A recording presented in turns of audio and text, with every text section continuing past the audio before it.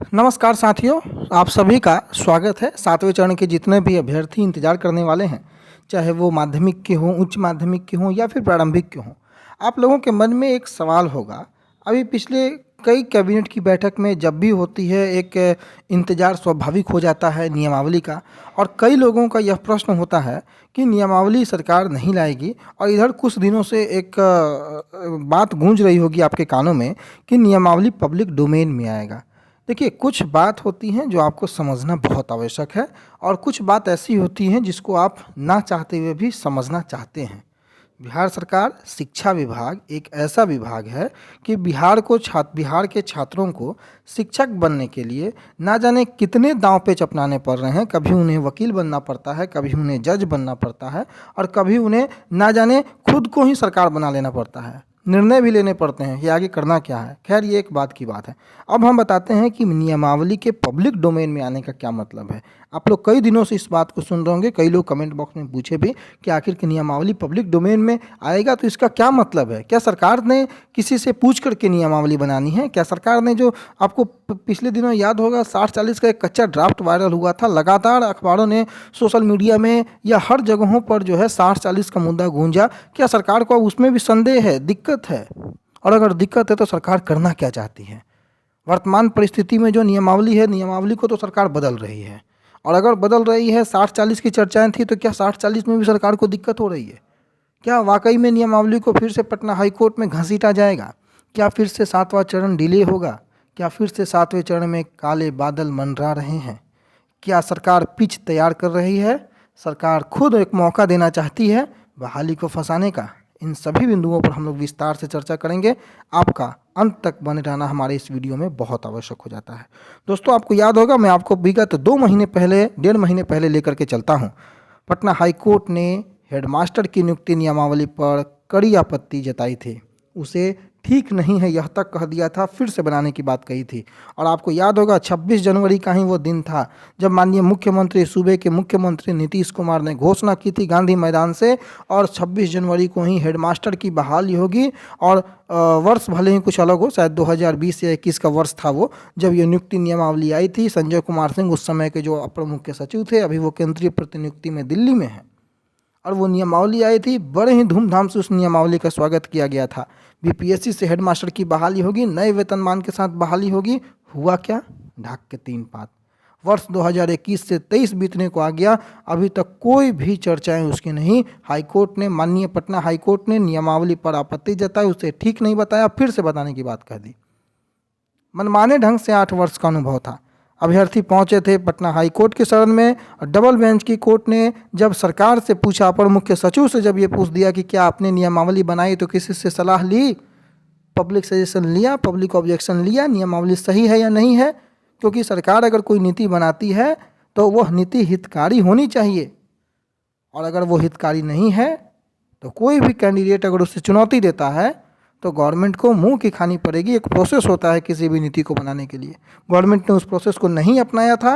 माननीय Patna high court ने direct टिप्पणी करते हुए कह दिया कि आपकी ये नियमावली जो प्रधान शिक्षक भर्ती की है वो ठीक नहीं है, फिर से बनाइए। 22 दिसंबर को परीक्षा भी होनी थी 40,506 पदों के लिए। अब उस पर संशय भी दिखने लगा था, उस समय के अखबारों ने यह प्रकाशित किया था। अपर मुख्य सचिव को पटना हाई कोर्ट में पटना हाई कोर्ट के माननीय जस्टिस न्यायाधीश महोदय ने यह पूछा था कि क्या आपने नई नियमावली को कानूनी दर्जा देने से पहले इसके प्रारूप को प्रकाशित किया था, ड्राफ्ट को प्रकाशित किया था? उन्होंने कहा कि नहीं किया था। तो हटाइए, अब फिर से नई नियमावली को लगाइए। क्या सरकार अभी वर्तमान में शिक्षकों की भर्ती के लिए नियमावली 2020 रन कर रहा है? आप सभी को पता है। कई लोगों का यह भी सवाल होता है कि नियमावली की मांग क्यों होती है? सरकार को संशोधन करना है। जरूरी नहीं है कि वो संशोधन बहुत बृहत स्तर पर हो या कम हो। एक अक्षर का भी अगर संशोधन होता है मेरे भाई, तो वो नियमावली, संशोधित नियमावली, और जिस वर्ष में होता है उस वर्ष की कहलाने लगती है। लेकिन सरकार को जो भी बदलाव करने थे, हम सब ने कई लड़ाइयाँ लड़ी हैं, आपने सब ने मिलकर लड़ाइयाँ लड़ी है। सरकार को जो बदलाव करने हैं, हम लोगों ने एकजुट होकर ये निर्णय लिया था कि सरकार को जो भी बदलाव करने हैं वो बदलाव करे, लेकिन कम से कम बहाली आगे खुले।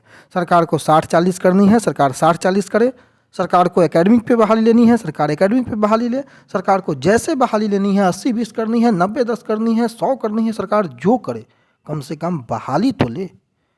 किसी की भी होगी, आपकी होगी, आपके मित्र की होगी, किसी की बहाली होगी तब तो आगे आने वाले लोगों को मौका मिलेगा। लेकिन सरकार ने इसे बिरबल की खिचड़ी बना दिया। अब सरकार कहती है कि हम नियमावली शिक्षक भर्ती की पब्लिक डोमेन में रखेंगे।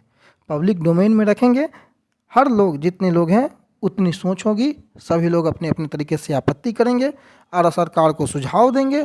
कई लोग उसी में पटना हाई कोर्ट के शरण में जाएंगे, नियमावली को फिर से चुनौती दी जाएगी, पटना हाई कोर्ट में चुनौती दी जाएगी। उसके बाद केस का सिलसिला शुरू होगा, सरकार केस के नाम पर बहाली को लटकाएगी और 7वें चरण को लंबा खींचने की साजिश की जाएगी।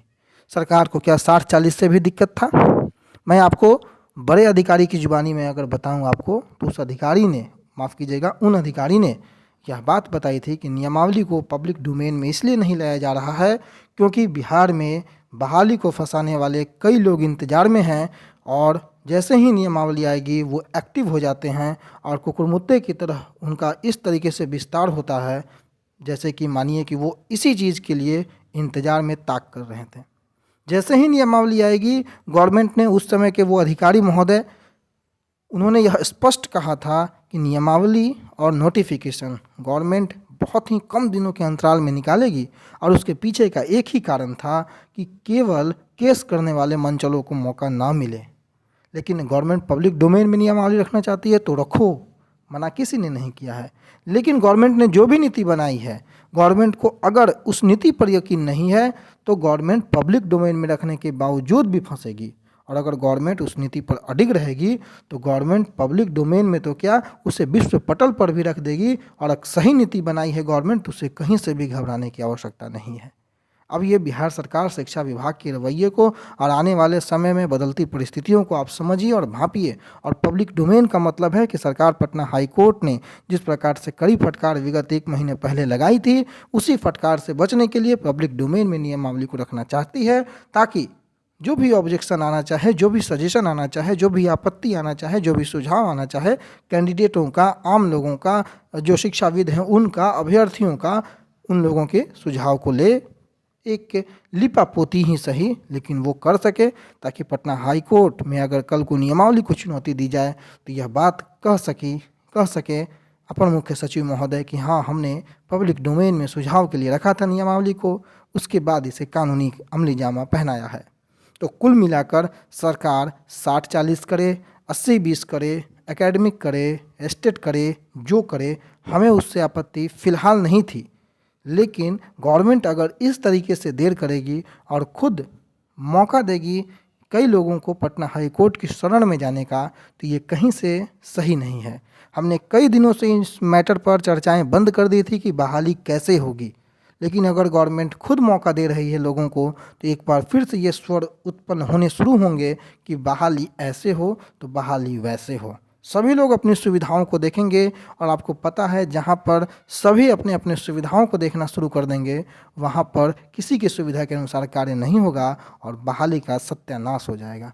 सरकार को जैसे भी बहाली करनी है, सबसे बड़ा सुझाव अगर मेरे तरफ से कोई होगा तो सरकार तत्काल नियमावली को पब्लिक डोमेन में ही अगर रखना चाहती है माननीय पटना हाई कोर्ट के आदेशानुसार, तो उसे तत्काल पब्लिक डोमेन में रखे और 15 दिनों के अंदर में उसमें जो भी ऑब्जेक्शन लेना है उस ऑब्जेक्शन को लेकर के और तत्काल नियमावली को कैबिनेट से कानूनी अमली जामा पहनाकर और नोटिफिकेशन निकाला जाए। जितना देर होगा उतनी ही मुसीबत खड़ी होगी। कुल मिलाकर एक शब्द में मेरा यही कहना है कि जितना देर होगा मुसीबत उतनी बड़ी होगी। कई टेक्निकल पहलू हैं, मैं उसमें नहीं पढ़ना चाहता हूं, वरना ये 60-40 और ये 100% का जो मामला है, अगर इसमें पढ़ा जाए तो बहाली कभी नहीं होगी। ये बात मैं आपको दावे के साथ कह सकता हूं। इसलिए इस मुद्दे पर न ही पढ़ा जाए वही सही होगा। बहाली को सुगमतापूर्वक होने दिया जाए, चाहे किसी की भी बहाली होनी चाहिए, वरना ये बात अगर निकलेगी तो फिर दूर तलक जाएगी। इस बात को सरकार भी समझे, आम अभ्यर्थी भी समझे और सभी की भलाई इसी में है कि मिलकर जितना जल्दी हो सके नियमावली को अगर पब्लिक डोमेन में सरकार रखना चाहती है तो रखे और बहाली की प्रक्रिया को लेकर के कार्रवाई जल्द शुरू करे। धन्यवाद।